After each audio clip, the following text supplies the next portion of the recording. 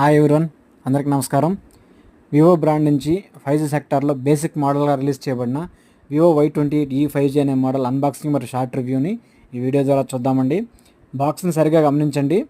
మామూలు సైజ్ కంటే సన్నగా ఉంది చూడండి. ఎందుకో తెలుసా? ప్రోడక్ట్ కాస్ట్ తగ్గించడంలో భాగంగా USB ఇవ్వట్లేదు ఇప్పుడు. మేబీ ఇది సేల్స్ మీద లైట్గా డిఫెక్ట్ అవ్వచ్చు.